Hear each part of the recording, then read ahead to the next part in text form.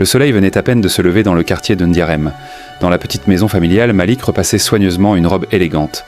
Sa femme, Hawa, sortit de la chambre en attachant ses cheveux. « Malik, ma réunion commence dans 1 heure. Ma tenue doit être parfaite. »« Ne t'inquiète pas, j'ai presque terminé. » Elle regarda autour d'elle. « Les enfants ont mangé ? » ?»« Oui, ils ont pris leur petit déjeuner. Je vais les déposer à l'école après. » Hawa soupira. « Bien. Et pendant que je serai au travail, je veux que la maison soit impeccable. » Elle passa son doigt sur une étagère. « Tu vois cette poussière ? Ça ne doit plus exister quand je rentre. » Malik posa doucement le fer à repasser. « Ah ouais, pourquoi tu me parles toujours comme ça ? Comment ça ? Comme si j'étais ton domestique. » Le silence s'installa quelques secondes. Malik continua doucement. « Tu sais très bien que je n'ai pas choisi de perdre mon travail à la banque. » Hawa éclata d'un rire froid. « Oh, vraiment ?» Elle croisa les bras. « Alors écoute-moi bien. Tant que c'est moi qui paie le loyer, tant que c'est moi qui paie l'école des enfants, et tant que c'est moi qui nourris cette famille, c'est moi qui décide. » Malik sentit son cœur se serrer. « Et quand tu retrouveras un salaire, peut-être qu'on parlera de ton respect. » Elle prit son sac et sortit. La porte claqua. Malik resta immobile dans le salon. Cela faisait 2 ans qu'il cherchait un travail. Et chaque jour, sa femme lui rappelait qu'il ne valait plus rien. Dans la chambre, leur petite fille, Senabou, commença à pleurer. Malik la prit dans ses bras. « Chut, papa était là. » Et lui donna son biberon. « Tu sais, ma princesse, un jour papa va redevenir fort. » La porte frappa. Malik, Moussa, son ami d'enfance entra avec un grand sourire. « Mon frère, ça fait combien d'années ? Trop longtemps. » Moussa observa Malik. « Tu as maigri ? Tout va bien ? » « J'essaie de tenir. »« Toujours à la banque ? » ?»« Non, licencié pendant la restructuration. » Moussa baissa les yeux. « Désolé mon frère. Depuis, je cherche du travail. Et ta femme ? C'est elle qui fait vivre la famille maintenant. » Moussa comprit immédiatement. « Et elle te le fait payer ?» Malik ne répondit pas. Le silence confirma tout.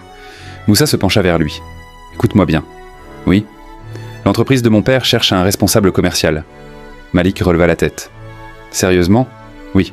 Viens mercredi pour un entretien. » Malik sentit une lueur d'espoir renaître. « Moussa, tu ne peux pas savoir ce que ça représente pour moi. » Moussa posa sa main sur son épaule. « Mais j'ai une condition. »« Laquelle ? » ?»« Ne laisse jamais quelqu'un te convaincre que tu es inutile. » Le soir, Hawa rentra. Elle goûta le repas, son visage se ferma. « C'est quoi ça ?»« Du riz au poisson. » Elle goûta encore. « C'est trop salé. » Elle posa la cuillère. « Avant, au moins, tu savais cuisiner. » Malik resta calme. « Désolé, je ferai mieux la prochaine fois. » Il prit une respiration. « Au fait, j'ai un entretien mercredi. » Hawa éclata de rire. « Encore ? » ?»« Oui. »« Tu veux que je te donne de l'argent pour aller gaspiller mon temps ?» Malik sentit la colère monter, mais il se contrôla. « J'ai juste besoin du transport. Demain, on va chez ma sœur Rokhaya en centre-ville. »« D'accord. Et là-bas, évite de parler de travail. La maison de Rokhaya était immense. »« Bienvenue. Ta maison est magnifique. » Rokhaya sourit. « Merci, j'ai travaillé. Dur pour ça. » Elle regarda Malik. « Et toi ? Comment va ton travail ?» Avant qu'il ne parle, Hawa répondit. « Quel travail ?» Elle rit. « C'est un mari au foyer. » Le salon devint silencieux. Malik sentit son cœur brûler. Cette humiliation fut la goutte de trop. Cette nuit-là, Malik prit son téléphone. « Allô, tonton Amadou ? » ?»« Oui, j'ai besoin d'un prêt. »« Combien ? » ?»« 50 000 francs. »« Pourquoi faire ?» Malik répondit calmement. « Pour reprendre ma vie en main. » Mercredi, Malik entra dans l'entreprise. Il présenta ses idées. Les dirigeants furent impressionnés. À la fin de la journée, « Félicitations Malik. Le poste est à vous. » 2 semaines plus tard, il signa 2 contrats majeurs. Le directeur lui dit « Si tu continues comme ça, tu seras manager adjoint très bientôt. » Un soir, Malik rentra tôt. Il trouva des messages sur le téléphone d'Hawa. Un homme, Ismaël. Des messages d'amour.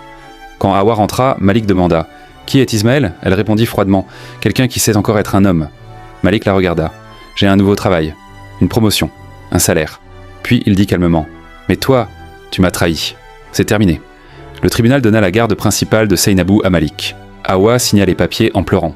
« J'étais arrogante. » Mais il répondit simplement « Tu as appris trop tard. » 6 mois plus tard, Malik dirigeait une équipe entière dans son entreprise. Et la voisine qui l'avait aidé pendant les moments difficiles, Clarisse Fotsé, faisait maintenant partie de sa vie. Un soir, il regarda sa fille jouer.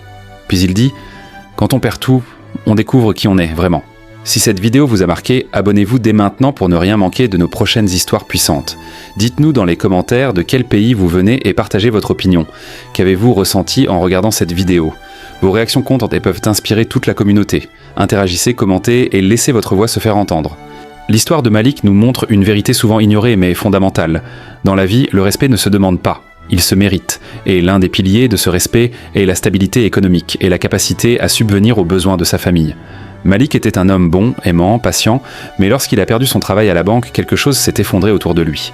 Sa femme, Hawa, a commencé à le traiter avec mépris, à le rabaisser, à oublier son rôle et son humanité, simplement parce qu'il n'apportait plus de revenus. Cela ne justifie pas son comportement, mais cela illustre une leçon dure mais vraie. Si tu n'as pas de travail, tu perds automatiquement un levier de respect et d'autorité dans ta famille et dans la société.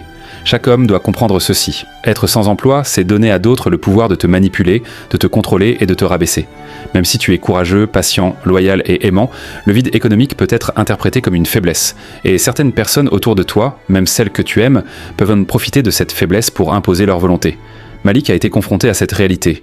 Chaque jour, il voyait sa dignité diminuer, chaque ordre de sa femme, chaque remarque cinglante, chaque humiliation publique. Mais tout cela venait du fait qu'il n'avait pas de revenus stables. La morale pour tous les hommes est étant claire. Tu dois travailler, tu dois créer de la valeur, tu dois être actif dans la vie économique et sociale. Ce n'est pas pour devenir arrogant ou dominer les autres, mais pour garder ton respect, ton autorité morale et ton rôle dans ta famille. La vie met chacun de nous face à des responsabilités. Si tu négliges la partie économique, tu laisses la porte ouverte à la manipulation, aux critiques, aux humiliations, et même à la perte de ce que tu aimes le plus. Mais ce n'est pas seulement une question de finances. Travailler, c'est aussi construire ta confiance en toi, ton identité et ton honneur. Quand Malik a retrouvé un travail, il n'a pas seulement obtenu un salaire, il a retrouvé son respect, sa fierté et la reconnaissance des autres, y compris celle de sa fille et des personnes qui l'aimaient vraiment. Un homme qui travaille n'est pas seulement un fournisseur, il est un pilier de la famille, un exemple à suivre, une personne que personne ne peut sous-estimer. Pour tous les hommes qui entendent cette leçon, ne laissez jamais votre vie professionnelle au hasard. Ne dépendez jamais des autres pour définir votre valeur. Construisez vos compétences, travaillez dur, persévérez même quand les portes se ferment, même quand vous êtes fatigué, même quand tout semble contre vous.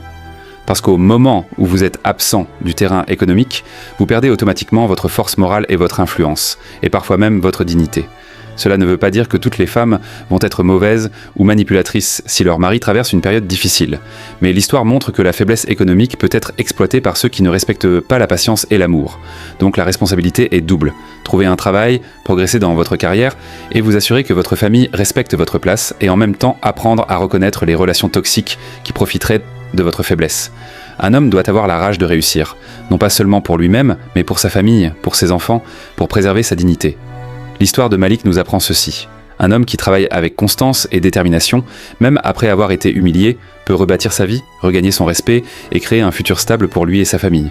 Mais un homme qui abandonne, qui se laisse submerger par la paresse ou le découragement, perdra à la fois le respect de lui-même et celui des autres. Alors messieurs, comprenez-le bien. L'argent n'est pas le seul moteur de votre vie, mais il est le levier qui maintient votre dignité, votre pouvoir de décision et votre autorité morale. Travaillez, persévérez, cherchez des opportunités, apprendre constamment, ne pas rester passif. Voilà le secret pour que personne, pas même votre partenaire ou vos proches, ne puisse jamais vous manipuler ou vous rabaisser. La vie est dure, le monde ne fait pas de cadeaux. Mais un homme debout, actif, déterminé et responsable n'est jamais sous-estimé, jamais humilié et toujours respecté. Rappelez-vous l'histoire de Malik. Il a perdu son emploi, il a été humilié, mais il a persévéré, il a saisi une opportunité et a reconquis tout ce qu'il avait perdu. Cette leçon est pour vous tous. Ne jamais laisser votre valeur dépendre des autres, et ne jamais laisser votre famille ou la société vous traiter comme si vous étiez insignifiant. Votre respect se construit avec le travail, avec la détermination, avec la persévérance. C'est ainsi que la vie fonctionne, et c'est ainsi que chaque homme digne doit vivre.